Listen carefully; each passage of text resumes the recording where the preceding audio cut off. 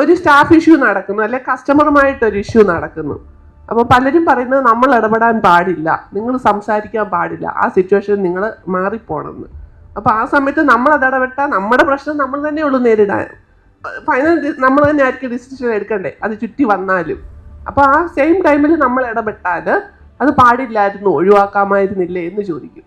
അപ്പോൾ അങ്ങനെ ഇടപെടാറുണ്ടോ, അതോ അങ്ങനെ വന്ന എങ്ങനെ നമ്മൾ ആ സിറ്റുവേഷനിൽ നിന്ന് ഒഴിവായി പോകും?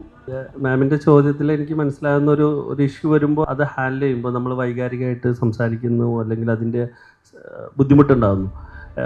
നമ്മൾ ഒരു സ്ഥാപനം, ഇപ്പോൾ മാം ഇപ്പം നിൽക്കുന്ന പൊസിഷൻ എന്ന് പറഞ്ഞാൽ ഇതിലെല്ലാം ഇൻവോൾവ് ആയത് കൊണ്ട് മുന്നോട്ട് പോകുമ്പോൾ സത്യത്തിൽ നമ്മൾ തന്നെയാണ് അത് ഹാൻഡിൽ ചെയ്യാൻ ഏറ്റവും ബെസ്റ്റ്. അതിന് നമ്മൾ പേഴ്സണലായിട്ട് നമുക്ക് നമ്മുടെ ഇമോഷനെ കൺട്രോൾ ചെയ്യാനുള്ള കാര്യങ്ങൾ നമ്മൾ പഠിച്ചെടുക്കാന്ന് ഇപ്പോഴത്തെ അവസ്ഥയിൽ നിവൃത്തിയുള്ളൂ.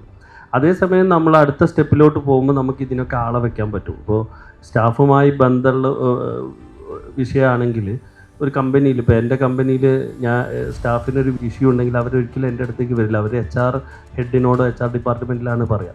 HR അവിടുന്ന് അതിൻ്റെ പ്രോസസ്സും അല്ലെങ്കിൽ നമ്മളെ HR പോളിസി എന്താണ് ആ പ്രോബ്ലത്തിന് എഗെയിൻസ്റ്റ് എന്നുള്ളത് അവർ ജോയിൻ ചെയ്ത സമയത്ത് അവരോട് പറഞ്ഞിട്ടുണ്ടാവും. അത് വെച്ച് HR സംസാരിക്കുന്നതോടുകൂടി 99% പ്രശ്നം അവിടെ തീർന്നിട്ടുണ്ടാവും.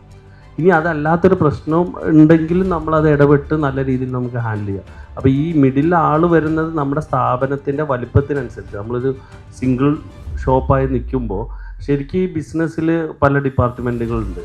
ഇപ്പം ഞാൻ ഇനീഷ്യലി സ്റ്റാർട്ട് ചെയ്ത് നമ്മൾ എല്ലാവരും സ്റ്റാർട്ട് ചെയ്യുന്ന സമയത്ത് HR ഹെഡും നമ്മളായിരിക്കും, ഫിനാൻസ് ഹെഡും നമ്മളായിരിക്കും, മാർക്കറ്റിംഗ് ഹെഡും നമ്മളായിരിക്കും, ഓപ്പറേഷൻ ഹെഡും നമ്മളായിരിക്കും, R&D നമ്മളെ കയ്യിലാണ്. ഇങ്ങനെ എല്ലാ ഡിപ്പാർട്ട്മെൻറ്റുകളും നമ്മൾ ഒറ്റയ്ക്ക് ഹാൻഡിൽ ചെയ്യും. അപ്പോൾ ആ ഹാൻഡിൽ ചെയ്യുന്ന സമയത്ത് അതിനുള്ള അറിവുകൾ നമ്മൾ പഠിച്ചെടുക്കുക എന്നുള്ളതാണ് ആ ഡിപ്പാർട്ട്മെൻറ്റ്.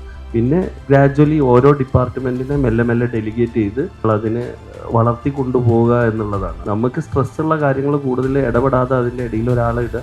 ആ ഇടുന്ന ആൾ കമ്പനിയുടെ ബാക്കി സെയിലും പ്രോഫിറ്റബിലിറ്റി ഒക്കെ അനുസരിച്ച് ഉണ്ടെങ്കിൽ നമ്മൾ പെട്ടെന്ന് അപ്പോയിൻമെൻറ്റ് ചെയ്യാം. ഉണ്ടെങ്കിലും ഒരു സിറ്റുവേഷൻ വന്നാൽ നമ്മൾ ഇടപെടാതെ ഒഴിഞ്ഞു മാറി പോകുമോ? ഇടപെടേണ്ട ഒരു സിറ്റുവേഷൻ ഉണ്ട്, നമ്മൾ അവിടെ പ്രസന്റ് ആണ്. നമ്മുടെ സിറ്റുവേഷൻ അനുസരിച്ച് തലയിൽ ഒരു വാള് തൂങ്ങിക്കുമ്പോൾ അത് ആദ്യം ഒഴിവാക്കലാണ് ആദ്യത്തെ പരിപാടി. അപ്പോൾ അത് നമ്മൾ ഇടപെട്ടിട്ട് ആരിടപെടാതെ തീരുമെങ്കിൽ അവിടെ നമ്മൾ ഇറങ്ങി കളിക്കുക എന്നുള്ളതാണ്. നമ്മൾ അത്രയാണ് എൻ്റെ ഒരു